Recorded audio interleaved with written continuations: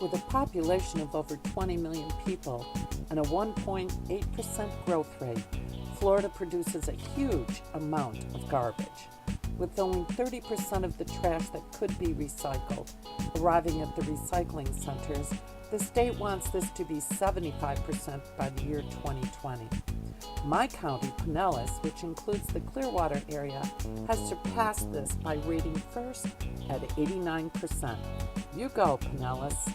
Most people know how to recycle the typical items, such as aluminum cans, cardboard, styrofoam cups, bottles, newspaper, magazines, and glass items.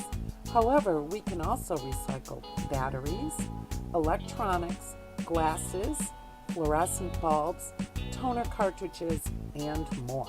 Do not just throw everything away. Pinellas County has this motto: there is no such place as a way.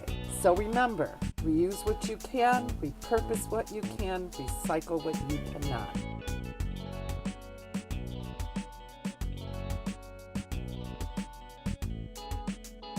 Let's all work together to make our earth greener, cleaner, and healthier for our future generations.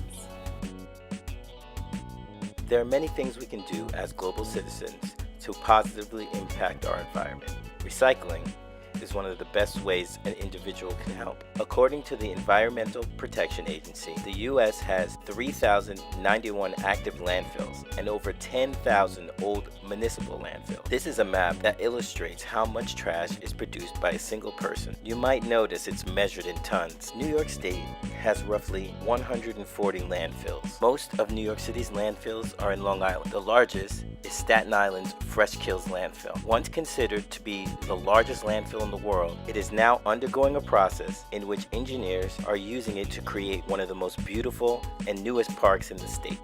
Here in New York City, recycling in our homes is required by law, but there are many areas in our infrastructure that have sadly fallen through the cracks. Mayor de Blasio has been adding recycling cans to our city street corners, making recycling more accessible for the average New Yorker. Another area he has been focusing on is the New York City school system. I work at a public school. We have initiated a new recycling policy. 90% of all materials used in schools can be recycled. Working in conjunction with New York City's Zero Waste Schools initiative and Grow New York City, we have incorporated recycling into our school curriculum. I work with students with special needs who are mostly on the autism spectrum. Although many of my students are low functioning, we have incorporated recycling and composting into their everyday routine.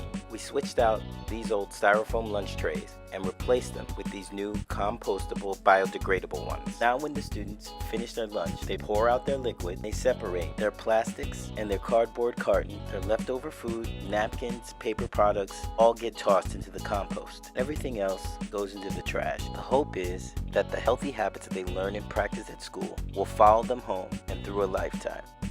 Although most of us know the reason for recycling, a short backpacking canoe trip to the wilderness invites us to a deeper respect and understanding of the value of our surroundings. Many national and provincial parks offer canoe and backpacking trips for those who want to venture into isolated areas where vegetation and animals are living in their natural habitat. When backpacking, a camper must respect the wilderness by following rules set up by the park officials. Here are 5 of the major regulations. 1. Cans and bottles are banned. Reason? Disposal of bottles and cans in the water can be harmful to humans and aquatic life. 2. When choosing your food for a backpacking trip, be selective. Whatever you pack into the wilderness, you must pack out. Reason? Littering can affect the health of the wildlife and visitors. 3. Gather your food in a bag and suspend your food from a tree about 10 to 15 feet high when not needing the food. Reason? Human food disrupts the natural diet of wild animals and makes them dependent on people. Number 4, group size is always limited. Reason? Respect for solitude of others and also to deter from natural degradation of vegetation by humans. Lastly, number 5, keep campfires small by only using small amounts of wood debris. Why? The natural decomposing of wood that has fallen on the ground